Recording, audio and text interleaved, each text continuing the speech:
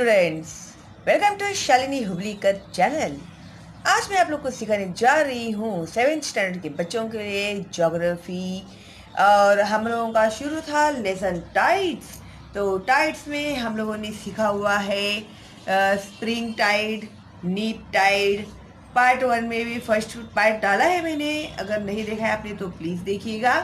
और पार्ट 2 में हम लोग का स्प्रिंग टाइड एंड नीप टाइड, फिर उसके बाद इफेक्ट्स ऑफ टाइड्स, ये हम लोगों का हो गया है। बहुत ही अच्छे और डिटेल में मैंने एक्सप्लेन किया हुआ है आप लोगों को।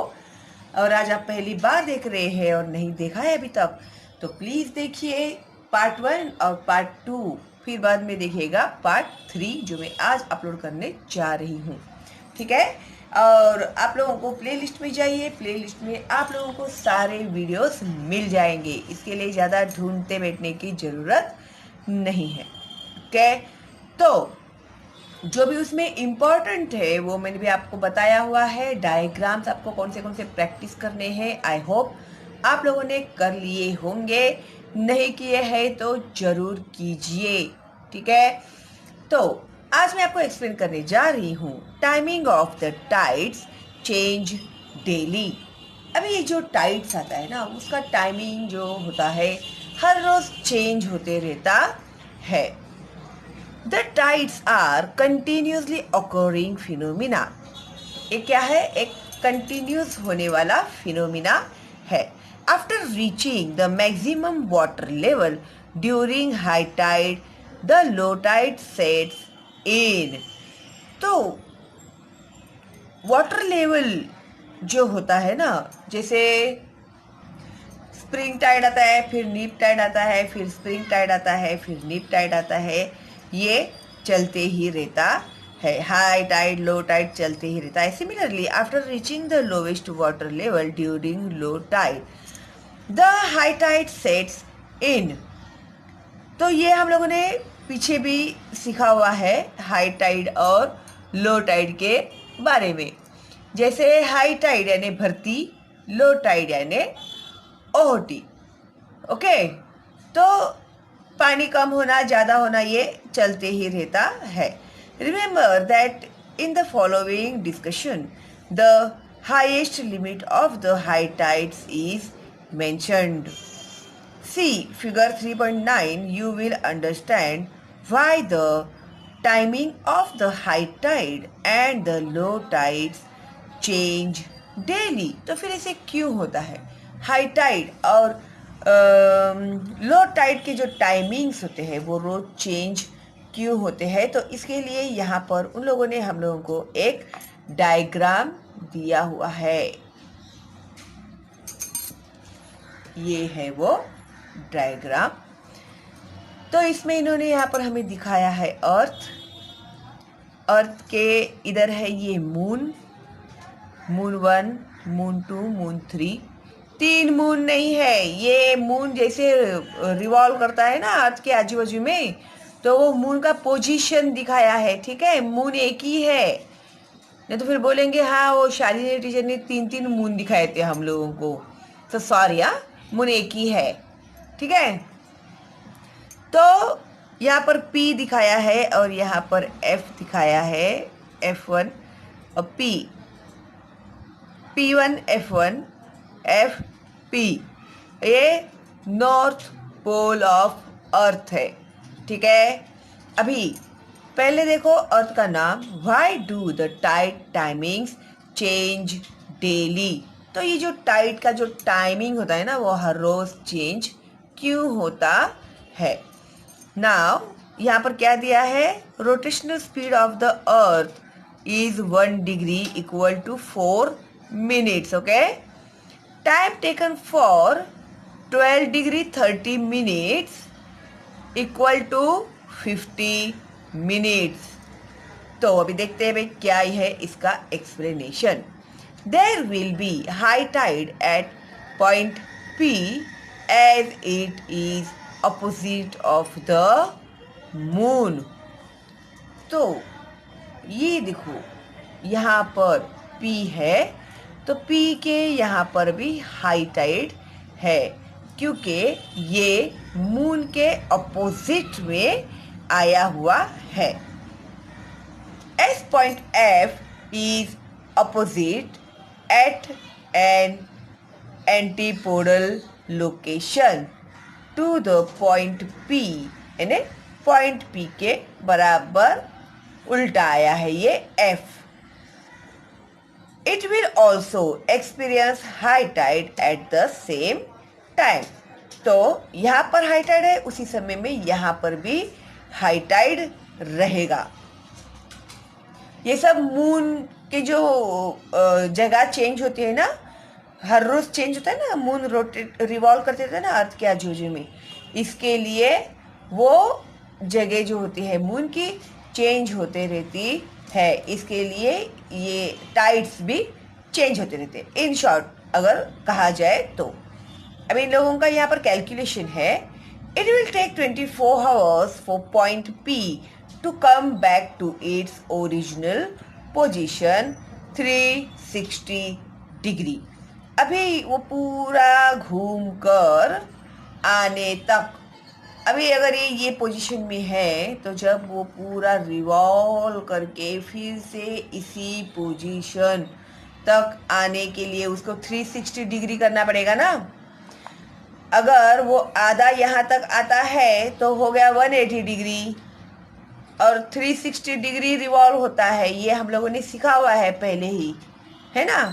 तो उस हिसाब से यहाँ पर आप लोगों को इन लोगों ने एक्सप्लेनेशन दिया हुआ है। 24 घंटा यानी 360 डिग्री और 12 आवर्स यानी 180 degree. Point P will be at point F after 12 hours means 180 degree. अभी ये पॉइंट P से आधा जाएगा ना तो 180 होगा, जब वो पूरा घूम के आएगा तभी 360 होगा। ओके, 360 डिग्री होगा और 24 घंटे लगते हैं उसके लिए। ये सब आप लोगों को पता होना ही चाहिए। The same change will also occur with reference to the point F। अगर पॉइंट F का भी हम लोग सोचेंगे तो सेम होता है, पूरा वो घूम के आएगा तो 360 डिग्री और P तक ही है तो 180 degree.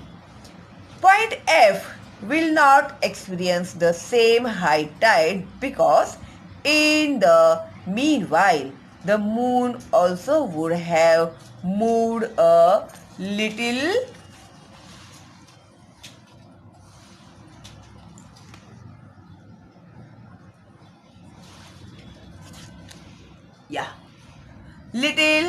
had approximately 60 degree 15 minutes.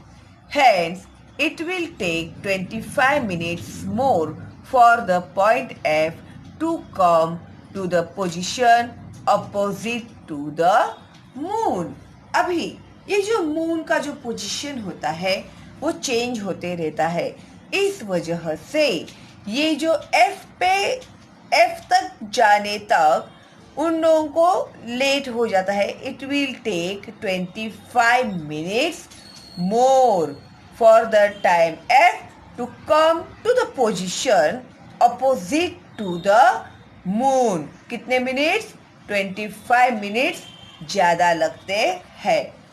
After 12 hours 25 minutes F will arrive opposite to the moon। फिर 12 घंटे 25 मिनट के बाद ये जो F है वो फिर बराबर मून के ऑपोजिट आता है and it will experience high tide. फिर वहाँ पर हाई टाइड आता है। Point P opposite to F will also experience high tide. अभी यहाँ पर जो है F पे भी हाई टाइड आता है तो उसके ऑपोजिट बराबर P है, तो यहाँ पर भी हाई टाइड आता है।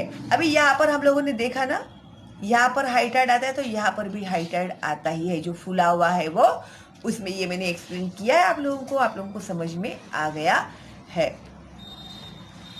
Now There will be high tide,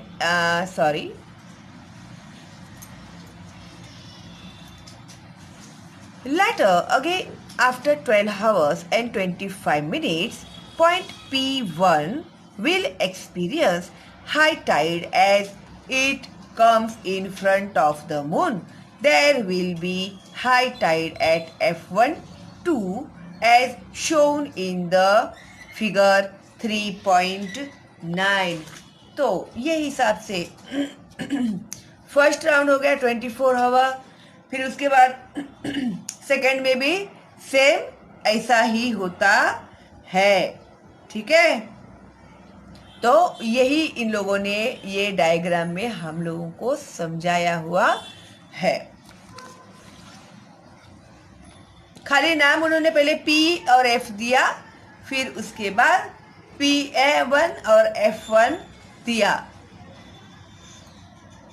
अभी अगले हम लोगों ने देख लिया 3.9। There is high tide and low tide twice a day, 24 hours generally.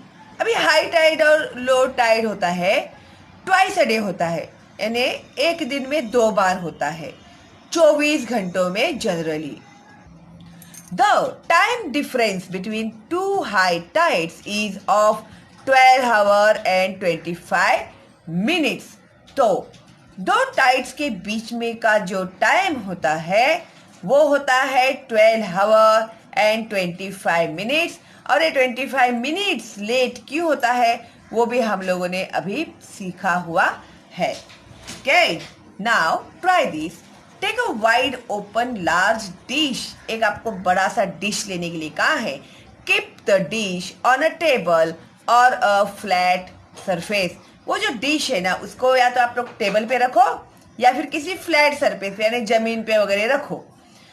Fill water in the dish up to the rim. वो जो डिश है ना उसको पूरा भर दो पानी से। Okay, we have to generate waves in the dish. अभी वो जो डिश है जैसे आपने रखा हुआ है फ्लैट सरफेस पे, तो उसमें वेव्स आने चाहिए। It is possible to generate waves without touching और शोविंग द डिश। तो वो जो डिश है उसको टच किए बिना या हिलाए बिना क्या आप लोग उसमें वेव्स तैयार कर सकते हैं?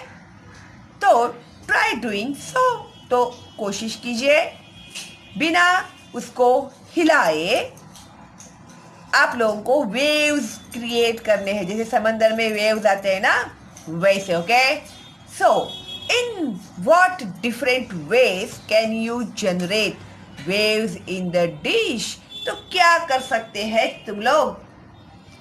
क्या कर सकते हैं तुम लोग बोलो? उसको हाथ भी नहीं लगाना है, उसको हिलाना भी नहीं है, लेकिन उसमें वेव्स आप लोगों को जनरेट करना ही है। तो क्या कर सकते हैं तुम लोग? लगाओ दिमाग। Geographical explanation. तो अभी वेव्स किस तरह से आते हैं उसका ज्योग्राफिकल एक्सप्लेनेशन आप लोगों को यहाँ पर दिया हुआ है। तो अभी हम लोग सीखने वाले हैं वेव्स।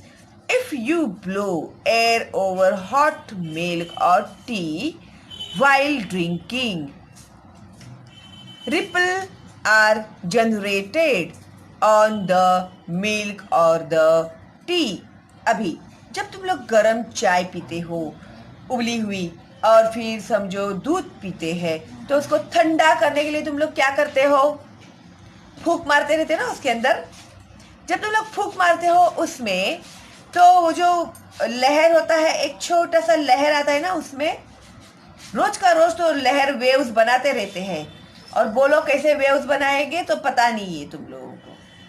अभी चाय में जब तुम लोग फूंकते हो ठंडा करने के लिए, या दूध को तुम लोग ठंडा करने के लिए फूंकते हो, या पानी को तुम लोग फूंकते हो, तो उसमें वेव्स जनरेट होते हैं ना, छोटे छोटे छोटे छोटे। हाँ, तो इन द सेम वे, इसी तरह से, because of the force of the wind water appears to be moving. और इसी तरह से ये जो हवाएं बहती रहती है, ये बहती हुई हवाएं जो है वो वाटर को मूव करते रहती है। The sea water gets pushed by the wind and ripples are generated on the water surface. They are called waves. Very very important. Underline करो यहाँ से. The sea water gets pushed by the wind, यानी हवा से उसे धक्का दिया जाता है समंदर के पानी को. एंड रिपल्स आर जनरेटेड, और इस कारण वो जो एयर का जो फोर्स है उसके कारण जो पानी में जो तरंग होते हैं वो तरंग जनरेट होते हैं. These are called waves. तो उसे कहते हैं waves. The sea water moves up and down और slightly forward and backward due to the waves. अब ये जो सी वाटर है ना वो मूव होते रहता है ऊपर नीचे आगे पीछे. The waves bring the energy content in them to the coast. अभी कोस्ट यानी किनारे तक आने तक उसमें बहुत सारी एनर्जी जो होती है वो तैयार होती है. They break in the shallow waters near the coast. तो ये जो लहर होते हैं ना, ये लाटा जो होते हैं वो ऊपर नीचे नीचे ऊपर आगे पीछे होते होते उसमें एक एनर्जी जनरेट होता है, जिस कारण उसमें एक पानी में जो बोलते हैं ना एक उफान आता है. तो उस तरह से उसमें उफान आता है और वो किनारे तक आकर फिर वो जो अपनी उफान आई हुई है वो किनारे तक उसको लेकर आता है. They break in the shallow water near the coast.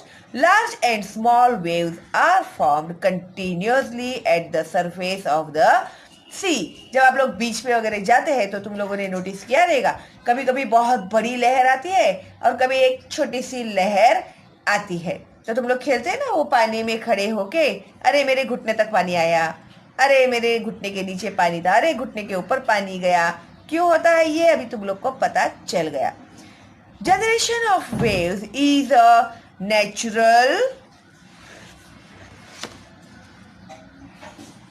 natural and regularly occurring phenomenon too.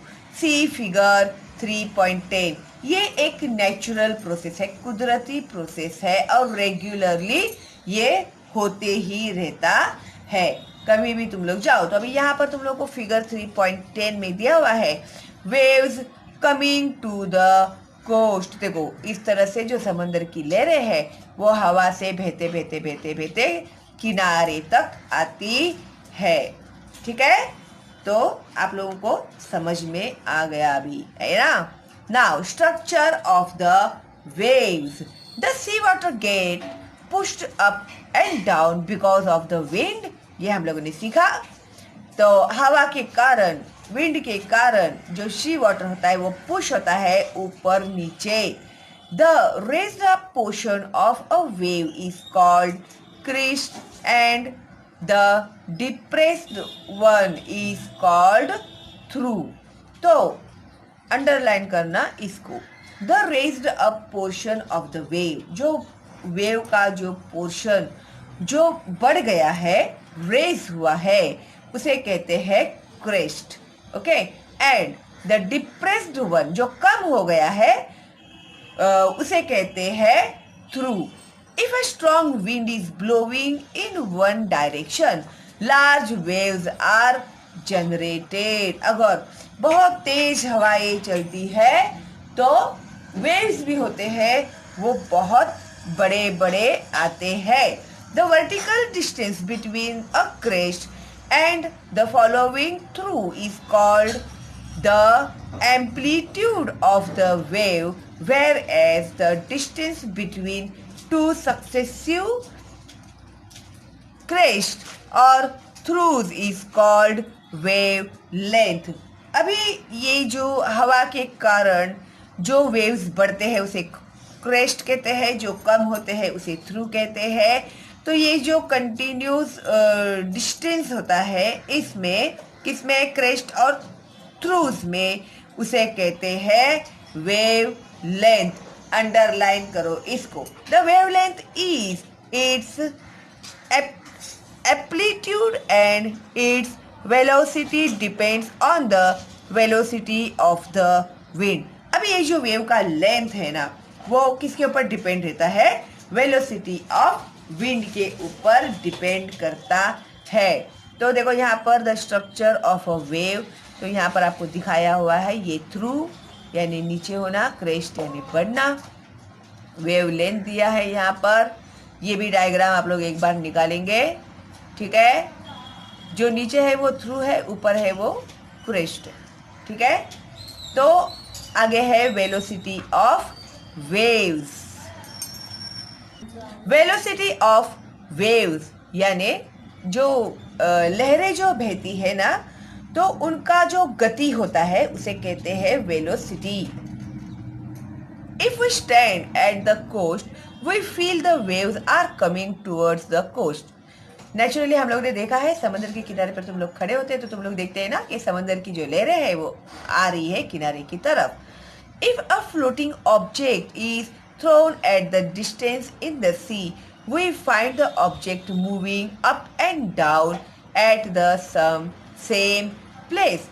अगर कोई चीज होता है ना, अगर उसमें कोई फेंका रहेगा, भी लोग क्या करते हैं, नारियल फेंकते हैं, फूल फेंकते हैं, हार फेंकते हैं, पता नहीं क्या क्या फेंकते हैं, तो वो जो है समंदर के लहरों के साथ ऐसे ऊपर नीचे ऐसे, फिर हम लोग बोलते हैं अरे देख लहर में कुछ तो आ रहा है, अरे लहर में देख कुछ तो आ रहा है, दिख रहा है, अरे नारियल है, नहीं नहीं हार है। Velocity of waves. If we stand at the coast we feel the waves are coming towards the coast. जब हम लोग समंदर के किनारे पर खड़े होते हैं तो हम लोग को कैसे दिखाई देता है कि जो वेव्स है वो हमारे पास आ रहे हैं। If a floating object is thrown at the distance in the sea we find the object move up and down at the same place.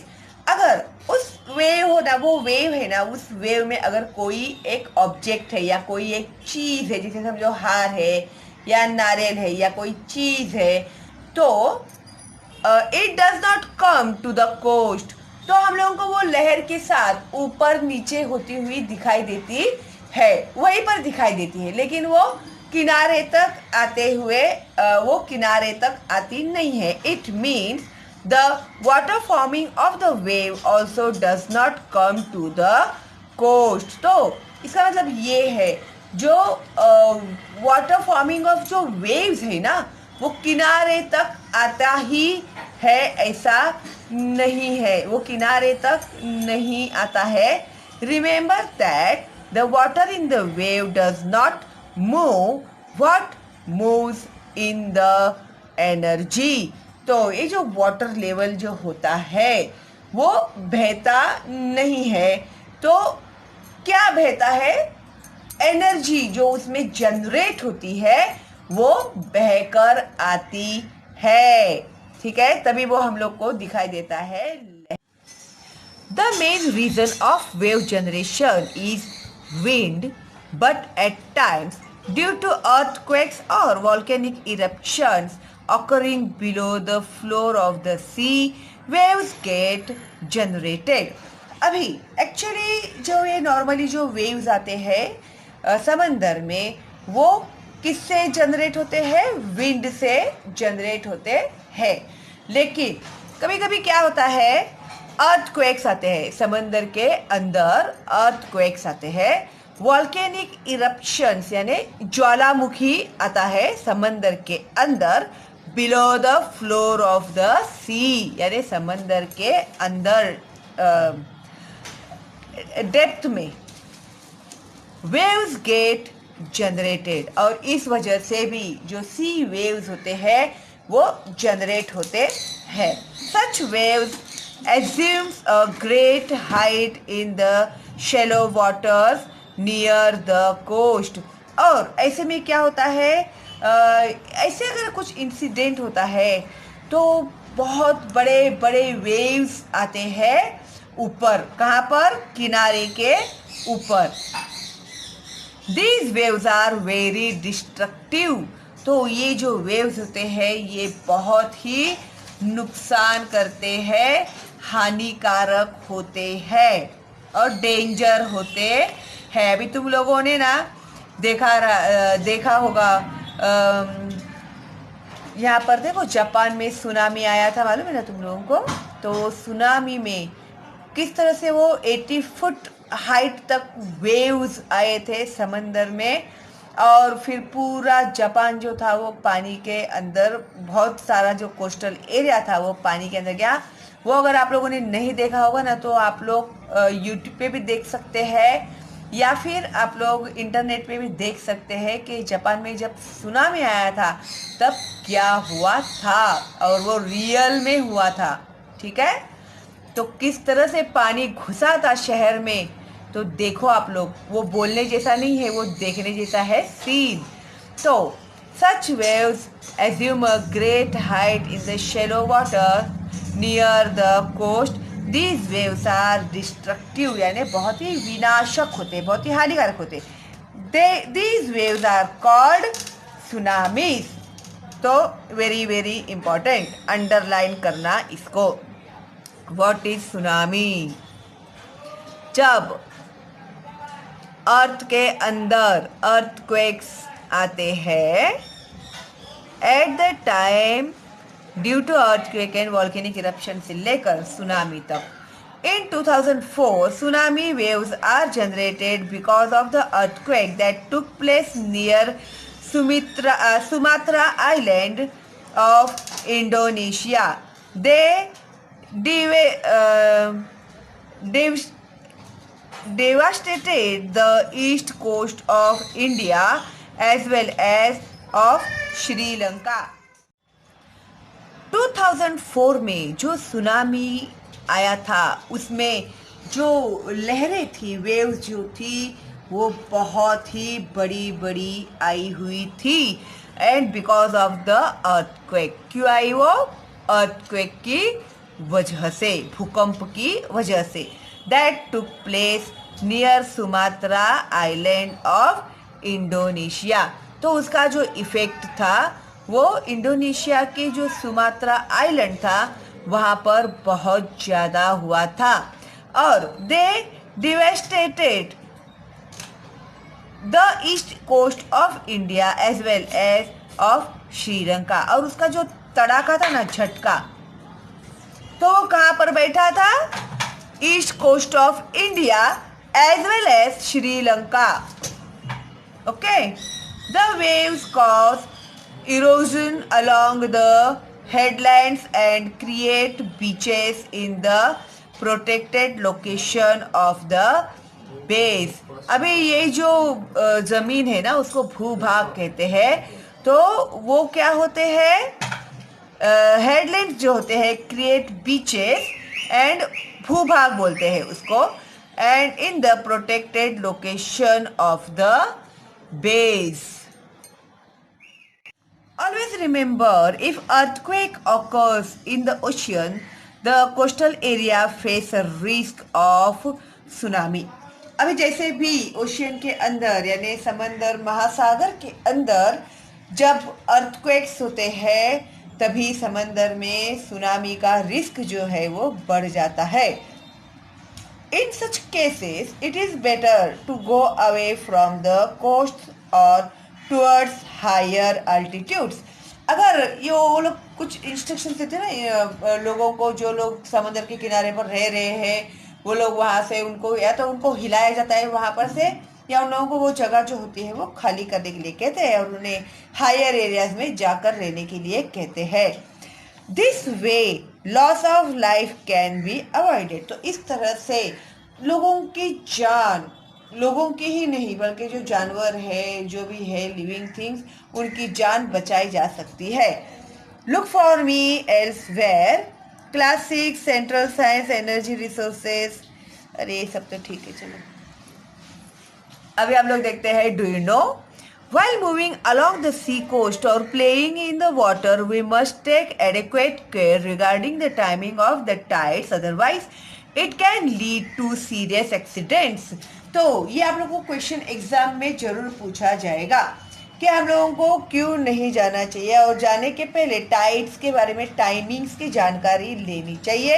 अगर हम लोगों ने उसकी जानकारी नहीं ली, वैसे भी अगर तुम लोग को जानकारी भी मिलती है तो भी वो नेचुरल ये है, कभी कुछ भी एक्सीडेंट हो सकता है। इसके लिए समंदर में पानी की जगह पे किधर भी मस्ती नहीं करनी चाहिए. For what we must know the timings of the tides. For this you must know the face of the moon on the given day. इसके लिए उस दिन मून का फेस कहाँ पर है वो भी देखा जाता है. 3/4 of the face of the moon is the time of the high tide. For example, suppose you are at the coast on the 4th phase of the moon. Then 3/4 of the face is 3. It means the high tide will occur at 3 a.m. and 3 p.m. and approximately 6 hours from it, that is 9 a.m. to 9 p.m. will be the low tide. हाँ, अभी तुम लोग जब वो सन का जो timing होता है उसका फेस कौन सी जगह पे है वो अगर आप लोग पता कर लेते हैं तो तुम लोगों को उससे पता चल जाता है कि कौन से समय में पानी बहुत ज़्यादा स्प्रिंग टाइड आने वाला है, क्या कौन सा टाइम है जो नीप टाइड आने वाला है. तो वो सब इसमें दिया है. वो तिथि के हिसाब से चतुर्थी वगैरह बोलते हैं उसको. अभी मराठी में उसको ऐसे बोलते हैं, ये लोग 4th फेस ऐसा बोलते हैं. देन 3/4 यानी पौना फेस इज 3. तो इस तरह से. और it means a high tide will occur at 3 a.m. अगर 3 बजे वो हाई टाइड होने वाला होगा, आफ्टरनून का 3 बजे अगर वो होने वाला है तो मॉर्निंग के 3 बजे वो कंप्लीट हो जाएगा, तब तक वो रहेगा हाई टाइड. और नॉर्मली 6 आवर आगे जब हम लोग जाएंगे तो रात को 9 बजे से लेके मॉर्निंग के 9 बजे तक नीप टाइड रहेगा. ओके. और ये जो होता है ना, there may be slight differences according to local conditions. We must collect the information from local people and learn from them about the structure of the coast, its slope, rocky area, as well as the streams near the coast before entering the sea water for enjoyment. अभी वहाँ पर जो local area में जो लोग रहते हैं, समंदर किनारे पर जो लोग रहते हैं, उन लोगों को इसके बारे में ज़्यादा जानकारी होती है. तो उन लोगों को उसके बारे में जानकारी लेनी चाहिए कि भाई किस तरह का ये बीच है, कोस्ट है, उसका स्लोप कितना है, रॉकी एरियाज कौन सा है. ये सब जानकारी लेने के बाद ही हम लोगों को पानी के अंदर एंटर करना चाहिए एंजॉयमेंट के लिए. Tell the timing of the tides occurring on the 1st and 3rd quarter days of the month. तो अष्टमी का दिन जो होता है उस समय की जो टाइड्स होते हैं ना, उसका 1st and 3rd quarter days of the tide of the month आप लोगों को इन लोगों ने बताने के लिए कहा है. ठीक है. तो इस तरह से अपना ये जो लेसन है वो हो गया है कंप्लीट. ये देखो यहाँ पर इन लोगों ने आप लोगों को दिखाया हुआ है बीच. ठीक है. तो इसके क्वेश्चन एंड आंसर तो मैंने आप लोगों के लिए अपलोड कर ही दिए हैं. आई होप आप लोगों का भी ये जो लेसन है टाइड्स पूरा कंप्लीट हो गया है और मैं जल्दी ही अपलोड करती हूँ आप लोगों के लिए नेक्स्ट लेसन जो है एयर प्रेशर. तो ये मैंने सोचा है अगर आप लोगों को कुछ और लेसन चाहिए, कुछ और आपकी रिक्वायरमेंट है तो आप मुझे बता सकते हैं, तो मैं वो हिसाब से आप लोगों के लिए अपलोड करती हूँ. ठीक है. चलो फिर अभी मिलते हैं हम लोग अगली वीडियो में. 1st, 2nd एंड 3rd तीनों पार्ट पहले देख लीजिएगा, लेसन रीड कर लीजिएगा, फिर उसके बाद ही क्वेश्चन एंड आंसर अगर नहीं लिखे आप लोगों ने तो लिख लीजिएगा. ठीक है. चलो फिर मिलते हैं अगली वीडियो में. तब तक के लिए bye bye. Stay home and stay safe.